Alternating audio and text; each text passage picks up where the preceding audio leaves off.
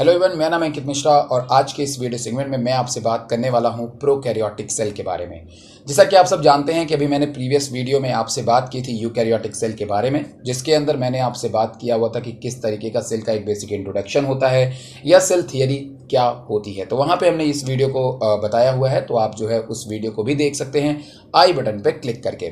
आज की इस वीडियो सेगमेंट में मैं आपसे बात करने जा रहा हूँ प्रोकैरियोटिक सेल के बारे में। आप सब जानते हैं कि जितने भी आपके प्लांट हैं, एनिमल्स हैं, फंगी हैं या प्रोटिस्टा हैं, ये सभी एनिमल्स, प्लांट और फंगी और प्रोटिस्टा के अंदर हमको जो है यूकैरियोटिक सेल देखने को मिलती है। तो यूकैरियोटिक सेल का अपना कुछ अलग से नेचर होता है, उसी तरीके से प्रोकैरियोटिक सेल के भी अपने कुछ स्पेशल फीचर होते हैं जिसके कारण हम प्रोकैरियोटिक ग्रुप को अलग पढ़ते हैं। बस ये समझना है कि प्रोकैरियोटिक ग्रुप में एक सोल मेंबर होता है जिसे हम किंगडम मोनेरा कहते हैं या फिर फंगी बैक्टीरिया कहते हैं। तो अगर मैं आपसे बैक्टीरिया की बात करूं, मोनेरा की बात करूं या फिर मैं आपसे बात करता हूं प्रोकैरियोटिक सेल की, तो तीनों में चीज़ें आपको बिल्कुल सेम ही देखने को मिलती है। तो यहाँ पे आज हम सबसे पहले बात करते हैं अपने कुछ फीचर्स की, जिसके कारण प्रोकैरियोट्स को प्रोकैरियोट्स की कैटेगरी में रखा गया है। सपोज दैट अगर आप एक लिविंग ऑर्गेनिज्म को सपोज करिए, तो आपके आसपास में जब आप एक लिविंग ऑर्गेनिज्म को देखते हैं तो फिर आप खुद को पाते हैं। और दरअसल अपनी बॉडी को थोड़ा सा जूम करके देखिएगा तो आपको पता चलेगा कि आपके बॉडी के अंदर कई 100,000 बैक्टीरिया जो है वो प्रेजेंट हैं। इसका मतलब ये है कि आपकी बॉडी में खुद ही आपकी बॉडी एक बंच ऑफ लिविंग ऑर्गेनिज्म से मिल करके बनी है। इसी लिविंग ऑर्गेनिज्म के अंदर आपको कुछ सेल ऐसी मिलती हैं जो कि यूकैरियोटिक होती हैं, पर वहीं पे कुछ सेल ऐसी होती हैं जो कि प्रोकैरियोटिक नेचर जो है वो शो करती हैं। तो मैं इसीलिए बात करने वाला हूं आपसे आज इसी सब चीज़ों के बारे में। तो बैक्टीरिया हो गई या फिर यूकैरियोटिक सेल हो गई, वो आपकी बॉडी में हर जगह प्रेजेंट होगी, फिर वो चाहे मैं बात करूं बाहर की तरफ या फिर मैं बात करूं अंदर की तरफ। और ये मिलियंस ऑफ बैक्टीरिया होते हैं जो आपकी बॉडी के आसपास आपको देखने को मिलते हैं। अगर हम बैक्टीरिया की बात करते हैं तो बैक्टीरिया या प्रोकैरियोटिक सेल हमारी एक यूनिसेलुलर होती है। यूनिसेलुलर कहने का मतलब ये है कि इसके अंदर आपको सिंगल सेल ही देखने को मिलता है। लेकिन अगर मैं प्रोकैरियोट्स को जो है वो बिल्कुल डिफाइन करना चाहूँ तो प्रोकैरियोट्स का मतलब होता है प्रो मतलब होता है प्रिमिटिव, या फिर कैरी का मतलब होता है आपका न्यूक्लियस। तो जो प्रीवियस टाइप का, सबसे पुराने टाइप का जो आपको न्यूक्लियस देखने को मिलता है या सेल देखने को मिलती है, वो किसकी होती है? वो होती है हमारी प्रोकैरियोट्स की। वहीं पे यूकैरियोट्स की बात करें तो यू का मतलब होता है आपका ट्रू और कैरियोट्स का मतलब होता है न्यूक्लियस। तो सारा खेला यहाँ पे जो है वो न्यूक्लियस से लिया गया है कि जैसा कि आप सब जानते होंगे कि हमारा जो न्यूक्लियस होता है, स्पेशली अगर मैं बात करता हूँ प्रोकैरियोट के न्यूक्लियस की, तो वो न्यूक्लियस उतना ज़्यादा वेल डिफाइंड नहीं होता है, जिसके बारे में हम आगे बात करेंगे। वहीं पे दूसरी तरफ अगर हम चले यूकैरियोट की, तो वहाँ पे हमको एक प्रॉपर ट्रू न्यूक्लियस देखने को मिलता है। But what about true nucleus and prokaryotes या फेक न्यूक्लियस, इस तरह का क्या टर्म है, इसका मतलब क्या हो सकता है? तो दरअसल बात यह है कि एक ट्रू न्यूक्लियस का मतलब होता है कि न्यूक्लियस के चारों तरफ इन्वेलप का होना, जबकि प्रोकैरियोट्स के अंदर हमें ये इन्वेलप जो है वो देखने को नहीं मिलती है। मतलब एक कंपार्टमेंट अलग से हमें प्रोकैरियोट के अंदर देखने को नहीं मिलता है। वहीं पे यूकैरियोट्स के अंदर हमें ये चीज़ देखने को मिलती है, इसलिए हम इसको जो है प्रॉपर तरीके से ट्रू या फॉल्स का नाम दे सकते हैं। अगर हम कंपैरिजन करते हैं एक प्रोकैरियोटिक सेल के साइज की अपने यूकैरियोटिक सेल से, तो आप देख सकते हैं आपकी स्क्रीन के सामने एक तरफ एटम बना हुआ है, फिर लिपिड बना हुआ है। अगर मैं एटम के साइज की बात करूं तो 0.1 नैनोमीटर है। वहीं पे अगर मैं एक लिपिड की बात करूं तो 1 नैनोमीटर है, और एक प्रोटीन चैनल की बात करूं तो वो 10 नैनोमीटर है। वहीं पे फ्लू वायरस की बात करूं तो 100 नैनोमीटर है। बट वहीं पे अगर मैं एक बैक्टीरिया और अपने माइटोकॉन्ड्रिया को कंपैरिजन करूं तो दोनों का साइज बिल्कुल सेम होता है। तो एक प्रोकैरियोटिक सेल का साइज तकरीबन 1 माइक्रोमीटर के आसपास में होता है, 1 म्यूएम के आसपास में होता है। वहीं पे अगर हम एक यूकैरियोटिक सेल की बात करें तो वो, और या अगर हम एनिमल और प्लांट सेल की बात करते हैं तो वो काफ़ी ज़्यादा बड़े आपको देखने को मिलते हैं, जो तकरीबन 10 माइक्रोमीटर के आसपास में, 10 म्यूएम के आसपास में देखने को मिलते हैं। अगर आप ह्यूमन बॉडी को कंपेयर करेंगे तो ह्यूमन बॉडी की जो है वो मीटर्स में होती है, क्योंकि ये आपके मल्टी सेलुलर होते हैं। तो ये हो गई कुछ सेल से रिलेटेड बात जो कि मैंने आपको कंपैरिजन बताया। किसी भी सेल के अंदर आप जिन चीज़ों को ध्यान में रखते हैं वो चीज़ें कौन कौन सी हैं? सबसे पहली चीज़ है प्लाज्मा मेम्ब्रेन। प्लाज्मा मेम्ब्रेन एक ऐसा स्ट्रक्चर है जो चाहे प्रोकैरियोट्स हो, चाहे यूकैरियोट्स हो, चाहे एनिमल सेल हो, चाहे प्लांट सेल हो, हर तरीके की सेल में आपको प्लाज्मा मेम्ब्रेन जो है वो देखने को मिलता है। वहीं पे दूसरी तरफ अगर हम साइटोप्लाज्म की बात करें तो साइटोप्लाज्म एक जेली लाइक स्ट्रक्चर होता है, प्लाज्मा मेम्ब्रेन एक आउटर कवरिंग होती है, और साइटोसॉल जो है या साइटोप्लाज्म जो है वो पूरा एक आपका जेली लाइक स्ट्रक्चर होता है, जिसके अंदर आपको डिफरेंट टाइप के कंपोनेंट्स देखने को मिलते हैं, जिनके डिफरेंट काइंड्स के रोल होते हैं, या फिर जैसे कि हम बोल दें जिन्हें हम सेल ऑर्गेनेल कहते हैं। तो ये वही साइटोप्लाज्म होता है जहाँ पे ढेर सारे आपके सेल ऑर्गेनेल मौजूद होते हैं, और उन्हीं सेल ऑर्गेनेल में बहुत टाइप के वेरियस फंक्शन जो है वो परफॉर्म किए जाते हैं। फिर वो चाहे आपका यूकैरियोट हो, फिर वो चाहे आपका प्रोकैरियोट हो। बस यूकैरियोट और प्रोकैरियोट के साइटोप्लाज्म बस इतना अंतर होगा कि जो आपका यूकैरियोट का साइटोप्लाज्म होगा उसके अंदर double membrane bound cell organelle होंगे, जबकि प्रोकैरियोट के साइटोप्लाज्म में double membrane bound cell organelle देखने को नहीं मिलते हैं। या फिर कई ऐसे सेल ऑर्गेनेल हैं जो यूकैरियोट्स में देखने को मिलते हैं लेकिन प्रोकैरियोट्स में देखने को नहीं मिलते हैं, जिसके बारे में अभी मैं आगे डिटेल में बात करूंगा। वहीं पे अगर हम बात करते हैं डीएनए मतलब जेनेटिक मटेरियल की अगर मैं बात करूं तो जेनेटिक मटेरियल चाहे यूकैरियोट हो या फिर चाहे कोई प्रोकैरियोट हो, जेनेटिक मटेरियल हम सभी में प्रेजेंट होता है। जेनेटिक मटेरियल बोले तो हमारा डीएनए या फिर आरएनए या फिर अगर हम बात करते हैं तो आपका जेनेटिक मटेरियल क्रोमोसोम। लेकिन बैक्टीरिया के अंदर हमको एक एक्स्ट्रा या प्रोकैरियोट के अंदर हमको एक एक्स्ट्रा जेनेटिक मटेरियल भी देखने को मिलता है जिसे कि हम लोग प्लाज्मिड के नाम से जानते हैं। किसके नाम जानते हैं?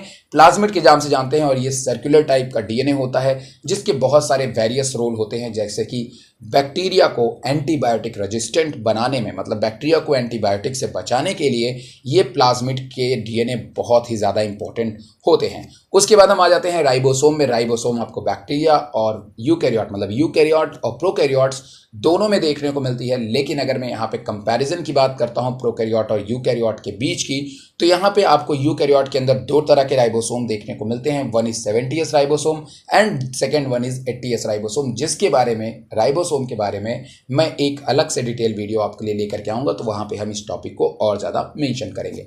तो किसी भी सेल के अंदर चाहे वो यूकैरियोट हो चाहे वो प्रोकैरियोट हो, ये सारी चीज़ें आपको देखने को मिलती है। अगर हम प्रोकैरियोटिक सेल की बात करें तो वो एक बहुत ही सिंपल सिंगल स्ट्रक्चर होता है, लेकिन दरअसल बस बात इसी होती है कि इनके न्यूक्लियस जो होते हैं इसके अंदर आपको लैग्स देखने को मिलते हैं। मतलब जो न्यूक्लियस हैं उनके चारों तरफ आपको कोई भी मेम्ब्रेन बाउंड सेल ऑर्गन मतलब उनके चारों तरफ आपको कोई भी न्यूक्लियर एनवेलप देखने को नहीं मिलता है।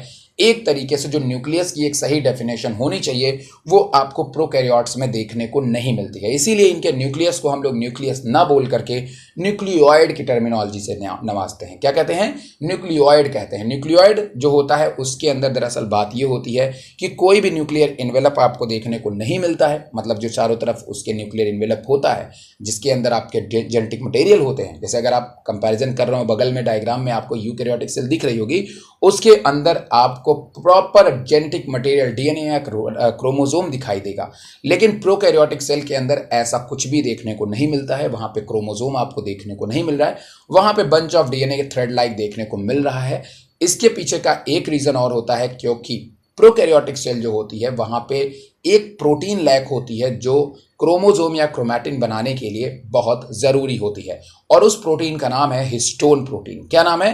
Histone protein. तो हिस्टोन प्रोटीन वो प्रोटीन है जो हमारे यूकैरियोट्स के अंदर डीएनए को क्रोमोसोम में बदलने के लिए बहुत ज़रूरी होती है। जस्ट एक एग्जांपल आप ले सकते हैं। Suppose that you have a thread, आपके पास में धागे ढेर सारे फैले हुए हैं, तो धागों को हम लोग डीएनए का एक एग्जांपल मान लेते हैं, और फिर हमने उस धागों को थोड़ा सा समेटा। थोड़ा सा जब हमने उसको समेटा तो मैंने उसको क्रोमैटिन नाम दे दिया। लेकिन अब उन धागों को मैं एक रोलर में या फिर किसी लटाई में बांध रहा हूँ, मतलब लपेट रहा हूँ, या किसी भी चीज़ में उसको लपेट रहा हूँ, तो जिस चीज़ में मैं उसको लपेट रहा हूँ उसको हमने नाम दे दिया हिस्टोन प्रोटीन। अब आपको कहानी समझ में आ गई होगी। तो जब हम किसी भी डीएनए को लपेटते हैं या फिर किसी चीज़ में उसको रैप करते हैं तो दरअसल वो कुछ और नहीं, वो हिस्टोन प्रोटीन होता है। तो अगर हिस्टोन प्रोटीन नहीं है तो डीएनए प्रॉपर या बहुत ज़्यादा कंडेंस या पर्टिकुलरली बहुत अच्छी तरीके से रैप नहीं हो पाता है। सेम यही चीज़ हमको प्रोकैरियोटिक सेल में देखने को मिलती है। वहाँ पे डीएनए अच्छी तरह से रैप नहीं होता है, पूरा फैला हुआ जीनोम होता है, किसी एक प्रॉपर कंपार्टमेंट में नहीं होता है, कोई इनवेलप हमारे डीएनए के चारों ओर प्रेजेंट नहीं होता है, जिसके कारण हम इनके न्यूक्लियस को न्यूक्लियस ना बोल करके न्यूक्लियोइड का नाम देते हैं। किसका नाम देते हैं? न्यूक्लियोइड का नाम देते हैं। अगर वहीं पे हम लोग बात करते हैं तो यहाँ पे आपके पास में जितने भी सेल ऑर्गेनेल होते हैं वो सेल ऑर्गेनेल के पास में मेम्ब्रेन्स नहीं होते हैं, मतलब कि हर एक सेल ऑर्गेनेल जो है उसका अपना कोई कमरा नहीं होता है। जैसे एग्जांपल के तौर पे सेल एक बहुत बड़ा घर है। अगर मैं एक यूकैरियोटिक सेल की बात करूं, एक यूकैरियोटिक सेल सपोज दैट एक बहुत बड़ा घर है, उसके अंदर हर एक अलग अलग कंपार्टमेंट है जिसके अलग अलग सेल ऑर्गेनेल अपने अपने सेल ऑर्गेनेल के अलग अलग कंपार्टमेंट है। जैसे जैसे हर कोई एक आदमी होता है उसका अपना एक घर होता है, मेरा अपना एक अलग कमरा है, मेरे भाई का अपना एक अलग कमरा है। उसी तरह यूकैरियोटिक सेल के पास में सभी के पास में एक अपना अलग अलग कमरा होगा। But in the case of अगर मैं बात करता हूं प्रोकैरियोट्स की, तो प्रोकैरियोट्स में ऐसा बिल्कुल नहीं है, सभी एक ही जगह पे रहते हैं, किसी का कंपार्टमेंट डिवाइड नहीं होता है। मतलब कोई भी सेल ऑर्गेनेल के पास में आपको मेम्ब्रेन जो है वो देखने को नहीं मिलती है। तो ये चीज़ें को आपको बिल्कुल समझ करके रखना है। आगे की तरफ हम चलते हैं तो यहाँ पे जो प्रोकैरियोट है उसका जो डीएनए या क्रोमोसोम होता है वो सर्कुलर होता है। कैसा होता है? सर्कुलर। अगर हम लोग अपने डीएनए की बात करें तो हमारा डीएनए सर्कुलर ना होकर के वो दरअसल लीनियर होता है। कैसा होता है? लीनियर होता है। बगल में डायग्राम में आप देख सकते हैं। जबकि बैक्टीरिया की अगर हम बात करें, प्रोकैरियोट की बात करें, तो इनका जो डीएनए है वो आपको सर्कुलर जो है वो देखने को मिलता है। ठीक है, अब अगर डीएनए की हम लोग बात कर ही रहे हैं तो थोड़ा सा हम लोग और चीज़ों के ऊपर ध्यान कर लेते हैं। जैसा कि आप सब जानते हैं कि हमारी जो यूकैरियोट्स होती हैं, यूकैरियोट्स में मेजरली आपको दो तरह के जो है वो एग्जाम्पल देखने को मिलते हैं, एक एनिमल सेल और एक प्लांट सेल। प्लांट सेल और एनिमल सेल में एक बेसिक डिफरेंस होता है।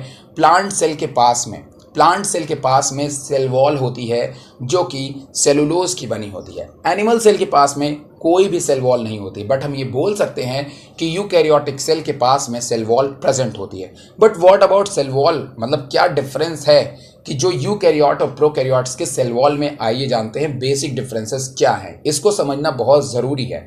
तो दरअसल बात ऐसा है कि अगर हम प्लांट की सेल वॉल को देखें तो वो सेलुलोज की बनी होती है, वहीं पे अगर हम बैक्टीरिया की सेल वॉल को देखें तो वो जो है आपकी बनी होती है पेप्टिडोग्लाइकन की। किसकी बनी होती है? पेप्टिडोग्लाइकन की बनी होती है। तो दोनों की सेल वॉल में बेसिक डिफरेंस है। एक की सेल वॉल बनी होती है सेलुलोज की और दूसरे की सेल वॉल बनी होती है पेप्टिडोग्लाइकन के। साथ में बैक्टीरियल सेल या फिर प्रोकैरियोटिक सेल के सेल वॉल के ऊपर भी एक कवरिंग होती है शुगर की, जिसको हम लोग बोलते हैं ग्लाइकोकैलिक्स, और इसको प्रोकैरियोट के केस में हम लोग कैप्सूल नाम देते हैं। क्या नाम देते हैं? कैप्सूल नाम देते हैं। अब किसी के अंदर ये वाली जो लेयर कैप्सूल होती है वो किसी में रिजिड होती है और किसी में स्लाइम के फॉर्म में होती है। तो स्लाइम के फॉर्म में होने के कारण ये उतने ज़्यादा स्ट्रॉन्ग नहीं होते हैं, लेकिन किसी किसी में ये जो कैप्सूल होता है वो काफ़ी सॉलिड हमको देखने को मिलता है। यही वो कैप्सूल होता है जो हमारे बैक्टीरिया को एंटीबायोटिक रेजिस्टेंट या फिर जो है उन्हें प्रोटेक्ट करने में काफ़ी ज़्यादा मदद करता है। साथ में और कुछ डिफरेंस मैं आपको बताना चाहूँगा, उसे आप बहुत ही ध्यान से सुनिएगा। कई बैक्टीरिया के अंदर, specially in the case of gram negative bacteria, जिनके बारे में मैं डिटेल में बात करूंगा, ग्राम निगेटिव बैक्टीरिया के अंदर एक मेम्ब्रेन नहीं होती है। ग्राम निगेटिव बैक्टीरिया के अंदर आपको दो अलग अलग मेम्ब्रेन देखने को मिलती हैं। एक मेम्ब्रेन इनर साइड की तरफ होती है और फिर सेल वॉल होती है, और फिर दूसरी तरफ उसके ऊपर एक और मेम्ब्रेन होती है। मतलब कि जैसा कि हम लोग यूकैरियोटिक सेल में देखते हैं कि एक ही सेल मेम्ब्रेन आपको देखने को मिलती है दो लिपिड लेयर की, लेकिन इनके अंदर आपको दो सेल मेम्ब्रेन देखने को मिलती है। किसके अंदर? प्रोकैरियोट्स के अंदर। और कई ऐसे प्रोकैरियोट्स हैं जिसमें आपको जो मेम्ब्रेन है वो ऊपर साइड में देखने को मिलती है, केवल और केवल एक मेम्ब्रेन देखने को मिलती है, लेकिन वो एक सेल वॉल देखने को मिलती है, एक ही मेम्ब्रेन देखने को मिलती है, लेकिन इनकी जो सेल वॉल होती है वो काफ़ी ज़्यादा थिक होती है, तकरीबन 3 बेसिक लेयर से मिल के बनती है। तो कुल मिलाकर के बैक्टीरिया को प्रोटेक्शन के लिए काफ़ी ज़्यादा कैपेबल होती है अगर मैं कंपेयर करता हूं यूकैरियोट के मुकाबले तो। लेकिन कई ऐसे भी बैक्टीरिया या प्रोकैरियोटिक फैमिलीज हैं जिसको की सेल वॉल प्रेजेंट नहीं होती है। एग्जाम्पल के तौर पे इसको हम लोग जनरली माइकोप्लाज्मा के नाम से जानते हैं। अब आप लोग माइकोप्लाज्मा के नाम से जानते ही होंगे। माइकोप्लाज्मा जो है वो दरअसल जिसे हम लोग पीपीएलओ के भी नाम से जानते हैं। पीपीएलओ का पूरा नाम बगल में आपको लिखता हुआ मिल जाएगा। दरअसल ये माइकोप्लाज्मा जो है इसको पहले हम लोगों ने फंगी से कंपेयर किया था, तो इसीलिए इसका नाम माइकोप्लाज्मा रखा गया। लेकिन बाद में इसको जब हम लोगों ने एनालाइज किया, देखा तो काफी एनिमल और प्लांट्स में डिजीज कॉज करते थे और इनका नेचर जो है वो थोड़ा सा प्रोकैरियोटिक नेचर का आ रहा था, तो हमने इसको जो है बदल करके पीपीएलओ नाम जो है वो देना सही समझा। तो जैसा मैंने आपको बताया कि जो हमारी बैक्टीरिया होती है वो चारों तरफ से एक सेल वॉल से घिरी होती है जो पेप्टिडोग्लाइकन से मिलकर बना है। ये पेप्टाइडोग्लाइकन जो है वो कार्बोहाइड्रेट और प्रोटीन दो चीजों से बनते हैं, जबकि वहीं पे यूकैरियोटिक सेल की बात करें तो सेलुलोज जो है वो केवल और केवल शुगर से ही मिल करके बनता है। वहीं पे अगर हम सेल वॉल की बात करते हैं तो इसके ऊपर एक एक्स्ट्रा प्रोटेक्शन आपको देखने को मिलती है। इस एक्स्ट्रा प्रोटेक्शन का नाम कुछ और नहीं, कैप्सूल होता है। और याद रखिएगा कि ये जो कैप्सूल होता है वो कैप्सूल स्टिकी होता है। कैसा होता है? स्टिकी होता है। स्टिकी कहने का मतलब ये है कि किसी भी सरफेस से चिपकने के लिए ये कैप्सूल बहुत ही ज़्यादा उपयुक्त होता है। किसी भी सरफेस या किसी भी सेल से चिपकने में ये कैप्सूल हमारे बैक्टीरिया की या फिर प्रोकैरियोटिक सेल की बहुत सी मदद जो है वो किया करते हैं। अब हम लोग आगे और चीज़ों के बारे में बात करते हैं। तो यहाँ पे बैक्टीरिया के अंदर आपको या प्रोकैरियोटिक सेल के अंदर आपको कई और भी स्ट्रक्चर जो है वो देखने को मिलते हैं। जैसे कि बैक्टीरिया के अंदर एक बहुत इंपॉर्टेंट स्ट्रक्चर देखने को मिलता है जिसे कि जनरली हम लोग फ्लैजिला के भी नाम से जानते हैं। फ्लैजिला जनरली बैक्टीरिया के अंदर लोकोमोशन का काम करता है और इसके ये तकरीबन 3 बेसिक पार्ट से मिल करके बना होता है। कौन? फ्लैजिला। फ्लैजिला की अगर मैं बात करता हूं तो फ्लैजिला आपके 3 बेसिक पार्ट से मिलकर बना होता है। एक जो सबसे ऊपर की तरफ होता है उसे हम लोग फिलामेंट कहते हैं, फिर बीच वाला पोर्शन आता है जिसे हम लोग हुक कहते हैं, और सबसे नीचे जो पोर्शन होता है जो हमारे सेल वॉल में धंसा हुआ होता है उस पोर्शन को हम लोग बेसल बॉडी के नाम से जानते हैं या बेसल पोर्शन के नाम से जानते हैं। यहाँ पे आपको जो है फ्लैजिला के अंदर ढेर सारी रिंग देखने को मिलती है जो हमारे फ्लैजिला को मूव कराने में या इधर उधर शिफ्ट करने में काफ़ी ज़्यादा मदद करते हैं। तो जो हमारी प्रोकैरियोट सेल होती है उनमें काफ़ी फ्लैजिला, किसी में 2 किसी में ज़्यादा भी प्रेजेंट होती हैं, पाए जाते हैं, और इस फ्लैजिला के थ्रू जो हमारी बैक्टीरिया है या प्रोकैरियोटिक सेल है वो लोकोमोशन किया करती है। वहीं पे अगर हम बात करते हैं तो आपके बैक्टीरिया में बहुत सारे और भी फिलामेंट जैसे स्ट्रक्चर होते हैं या हेयर लाइक स्ट्रक्चर होते हैं जिसे हम लोग फिम्ब्री कहते हैं। क्या कहते हैं? फिम्ब्री कहते हैं। दरअसल ये फिम्ब्री जो है वो किसी भी सरफेस से अटैच करने में या किसी भी सरफेस से चिपकने में बैक्टीरिया की काफ़ी ज़्यादा मदद करता है। तो किसी भी सरफेस में या किसी भी दूसरी बैक्टीरिया के सरफेस से चिपकने में हमारे फिम्ब्री का बहुत बड़ा रोल होता है। वहीं पे अगर हम बात करते हैं एक एक्स्ट्रा स्ट्रक्चर की जो ये भी हेयर लाइक ही देखने को मिलता है, ये होता है हमारा पिली। पिली जो होता है वो एक स्पेशल टाइप की प्रोटीन से मिलकर बना होता है जिसे हम लोग पिलिन प्रोटीन कहते हैं। क्या कहते हैं? पिलिन प्रोटीन कहते हैं। और ये जो पिलिन प्रोटीन होती है ये बैक्टीरिया की कभी कभी या प्रोकैरियोटिक सेल की कभी कभी रिप्रोडक्शन में मदद करते हैं। कौन सा रिप्रोडक्शन? सेक्सुअल रिप्रोडक्शन, जिसमें कि जो बैक्टीरिया है वो अपने जेनेटिक मटेरियल मतलब डीएनए को किसी दूसरे बैक्टीरिया की सेल में ट्रांसफर करता है। मतलब 2 बैक्टीरिया सेल के बीच जो कॉन्जुगेशन होता है, जो अटैचमेंट होता है, उसमें जो जेनेटिक मटेरियल ट्रांसफर किए जाते हैं वो हमारे पिली के थ्रू किए जाते हैं। तो ये रिप्रोडक्शन में बहुत बड़ा रोल प्ले करता है जो हमारा पिली होता है वो। अब हम बात करने वाले हैं आपसे इस वीडियो के अंदर ग्राम पॉजिटिव और ग्राम निगेटिव बैक्टीरिया के बारे में। तो बहुत ही ध्यान से आप इन चीज़ों को समझेंगे। तो सबसे पहले यहाँ पे हम आपसे बात करने वाले हैं अब ग्राम पॉजिटिव और ग्राम निगेटिव बैक्टीरिया के बारे में। तो आइए सबसे पहले हम बात करते हैं ग्राम स्टेनिंग की। ग्राम स्टेनिंग क्या था कि क्रिस्टियन ग्राम नाम के एक साइंटिस्ट थे, इन्होंने बैक्टीरिया के 2 स्ट्रेन को लिया। इनको नहीं पता था कि बैक्टीरिया जो 2 बैक्टीरिया हैं उनके सेल वॉल का नेचर कैसा है, इनको नहीं पता था। बस ये एग्जामिन करना चाहते थे कि ऐसे क्या कोई बैक्टीरिया, मतलब अगर 2 बैक्टीरिया हैं तो क्या उनके सेल वॉल में कोई नेचर क्या है, दोनों के सेल वॉल का नेचर क्या है। तो इन्होंने एक क्रिस्टियन ग्राम नाम के जो साइंटिस्ट थे, इन्होंने एक स्ट्रेन लिया जो जनरली वॉयलेट कलर का था, और जैसे ही उस स्ट्रेन को इन्होंने उस 2 बैक्टीरिया के ऊपर डाला तो एक बैक्टीरिया जो है, दोनों बैक्टीरिया को स्ट्रेन डालने के बाद उन्होंने दोनों बैक्टीरिया के ऊपर अल्कोहल डाला। क्या डाला? अल्कोहल डाला। तो जब इन्होंने अल्कोहल से उस बैक्टीरिया को वॉश किया तो देखा एक बैक्टीरिया अभी भी उस स्ट्रेन को लिए हुए है, रिटेन किए हुए है, मतलब वो अभी भी वॉयलेट कलर का है, जबकि दूसरा जो बैक्टीरिया है वो उससे वॉयलेट कलर पूरी तरह से खत्म हो गया। इस तरह से क्रिस्टियन ग्राम ने इस बात का कंक्लूजन निकाल लिया कि वो जो बैक्टीरिया जिसने स्ट्रेन को कंटेन किया है वो ग्राम पॉजिटिव बैक्टीरिया है, और जिसने स्ट्रेन को खत्म कर दिया, मतलब कि जिसमें स्ट्रेन हमें देखने को नहीं मिला प्रॉपर, उसको इन्होंने ग्राम नेगेटिव बैक्टीरिया का नाम दिया। अब इन्होंने दोनों के नेचर को चेक किया कि दोनों के नेचर में क्या चेंज है। तो जब नेचर को चेंज किया गया तो दोनों की सेल वॉल में बेसिक डिफरेंस निकल करके सामने आता है।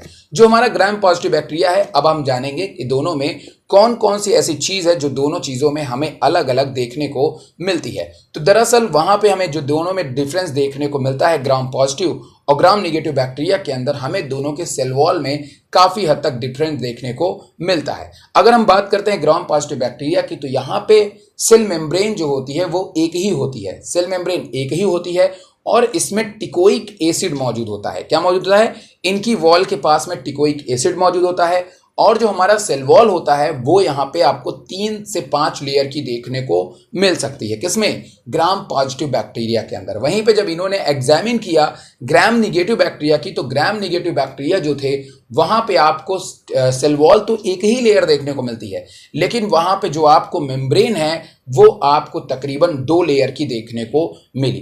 तो ग्राम पॉजिटिव बैक्टीरिया के अंदर आपको 3 लेयर की सेल वॉल देखने को मिलती है, बट वहां पे आपको 2 अलग अलग लेयर, एक अंदर और एक बाहर, दोनों तरफ आपको सेल मेम्ब्रेन देखने को मिलती है। बाद में बीच में और दोनों मेम्ब्रेन के बीच में, ग्राम निगेटिव के दोनों मेम्ब्रेन के बीच में आपको सेल वॉल देखने को मिलती है। अगर हम सेल वॉल की बात करें तो थिन होती है ग्राम निगेटिव में और थिक होती है ग्राम पॉजिटिव में। अगर मैं सेल मेम्ब्रेन की बात करूं तो ज्यादा लेयर सेल मेम्ब्रेन की आपको देखने को मिलती है ग्राम निगेटिव में। लेकिन आपके मन में एक सवाल आएगा कि सर इन दोनों में सबसे ज्यादा खतरनाक कौन है? देखिए, खतरनाक तो दोनों हैं क्योंकि दोनों ही पैथोजेनिक होते हैं, लेकिन इसमें सबसे ज्यादा खतरनाक इन दोनों में वो आपका ग्राम निगेटिव आता है, क्योंकि ग्राम निगेटिव जो है वो एंटीबायोटिक को ज्यादा रजिस्ट करता है। उस पे एंटीबायोटिक अपना रिएक्ट परफॉर्म नहीं कर पाता है, वो कभी भी एंटीबायोटिक को अपने अंदर नहीं आने देता है, क्योंकि इनके ऊपर दो मेम्ब्रेन होती हैं और जो हमारी मेम्ब्रेन होती हैं वो दरअसल सेलेक्टिव, परमिएबल और हाइड्रोफोबिक होती हैं, जिसके कारण कोई भी एंटीबायोटिक जो है वो जल्दी इस सेल के अंदर पेनिट्रेट नहीं कर पाता है। कौन? Gram negative bacteria. लेकिन ग्राम पॉजिटिव भी कहीं से भी कम नहीं होती है, ये भी हमारे बॉडी के बाहर की तरफ अटैक करते हैं, ज्यादातर बाहरी एरिया में अटैक करते हैं और ये दरअसल जो होते हैं ये भी काफी स्ट्रांग होते हैं क्योंकि इनमें 3 लेयर की सेल वॉल आपको देखने को मिल जाती है। वहीं पे हम बात करते हैं दोनों के बीच में बेसिक डिफरेंसेस की। तो आइए अब हम लोग थोड़े से कुछ की पॉइंट्स की बात करते हैं जिससे कि हम बता सकें कि आखिर ग्राम पॉजिटिव और ग्राम नेगेटिव में दोनों में अंतर क्या होता है। सेल वॉल की बात करें तो दोनों की सेल वॉल पेप्टिडोग्लाइकन की बनी होती है, लेकिन सेल वॉल में 3 लेयर आपको देखने को मिलती है। किसके अंदर? 3 लेयर देखने को मिलती है ग्राम पॉजिटिव और 1 लेयर देखने को मिलती है, थिन लेयर देखने को मिलती है, वो मिलती है ग्राम निगेटिव में। वहीं पे अगर हम ग्राम पॉजिटिव की बात करते हैं तो वो पर्पल कलर का स्ट्रेन देंगे, ग्राम निगेटिव कोई स्ट्रेन नहीं देते हैं। अब अगर हम स्ट्रक्चर को लेकर के और बातें आपसे करें तो सेल वॉल की थिकनेस मैंने बता ही दिया, पेप्टिडोग्लाइकन की लेयर मैंने बता ही दिया। टिकोइक एसिड की बात करें तो ग्राम पॉजिटिव में आपको टिकोइक एसिड देखने को मिलता है, जबकि ग्राम निगेटिव में तुम्हें ये देखने को नहीं मिलता है। आउटर मेम्ब्रेन की बात करें तो आउटर मेम्ब्रेन सभी के अंदर प्रेजेंट होती है, लेकिन ग्राम निगेटिव में प्रेजेंट होती है। ग्राम पॉजिटिव के अंदर हमें आउटर मेम्ब्रेन मतलब कि सेल वॉल के ऊपर जो है वो ग्राम पॉजिटिव में हमें सेल वॉल के ऊपर कोई मेम्ब्रेन देखने को नहीं मिलती है, जबकि अगर मैं ग्राम निगेटिव की बात करूं तो वहां सेल वॉल के ऊपर भी एक मेम्ब्रेन देखने को मिलती है। ये मेम्ब्रेन आपकी लिपोप्रोटीन से बनी होती है और साथ में ग्राम निगेटिव के पास एक एक्स्ट्रा सब्सटेंस होता है जिसका नाम है एलपीएस। क्या नाम है? एलपीएस। और ये हमारे ग्राम निगेटिव को एक शील्ड प्रोवाइड कराती है, जिसके कारण ग्राम निगेटिव पे कोई भी एंटीबायोटिक जो है वो पूरी तरह से अटैक नहीं कर पाएगा। अगर मैं पोरिन की बात करूं तो चीजों को ट्रांसपोर्ट करने के लिए आपके पास में ग्राम पॉजिटिव के पास में कोई चैनल या पोरिन नहीं होते हैं, वहीं पे आपके जो पोरिन मौजूद होते हैं किसके ऊपर? आपके ग्राम निगेटिव बैक्टीरिया में पोरिन जो है वो देखने को मिलते हैं।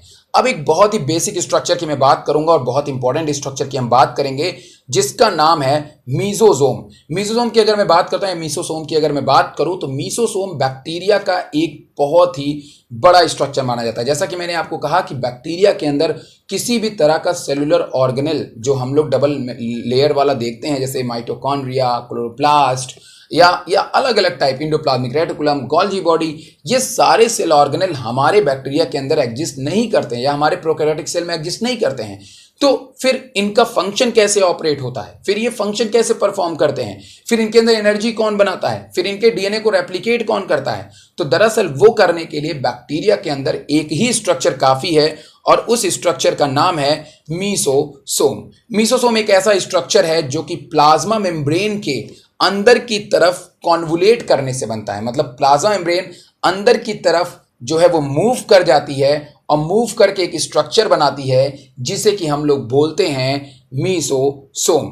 तो जब प्लाज्मा मेम्ब्रेन के एक्सटेंशन से जो स्ट्रक्चर बनता है प्रोकैरियोटिक सेल में, उसी को हम लोग मीसोसोम कहते हैं। ये एक्सटेंशन जो होता है ये वेसिकल्स का फॉर्मेशन करता है आपके प्रोकैरियोट्स के अंदर, साथ में टिब्यूल और लैमिला का भी फॉर्मेशन करता है। साथ में ये आपके सेल वॉल बनाने में मदद करता है, डीएनए के रेप्लिकेशन में मदद करता है, मतलब डीएनए के नंबर को बढ़ाने में मदद करेगा, जो इनको डिवीजन करने में काफी ज्यादा मदद करेंगे। They also help in respiration. साथ में ये जो है आपके इसमें जो रेस्पायरेशन होता है, जो गैसेस का एक्सचेंज होता है, उसके लिए भी जरूरी रहेगा, सिक्रीशन प्रोसेस के लिए जरूरी रहता है। साथ में चूंकि प्लाज्मा मेम्ब्रेन अंदर की तरफ या मेम्ब्रेन अंदर की तरफ मूव की हुई है तो सेल के सरफेस एरिया को भी इंक्रीज करने का काम ये करते हैं। अगर मैं प्रोकैरियोटिक सेल की बात करता हूं तो वहां पे भी आपको एक्सटेंशन एग्जांपल, तो अगर मैं प्रोकैरियोटिक सेल की बात करूं जैसे कि साइनोबैक्टीरिया, तो वहाँ पे भी ये एक्सटेंशन मौजूद होता है, लेकिन वहाँ पे ये पिगमेंट्स बनाने का काम करता है, क्रोमेटोफोर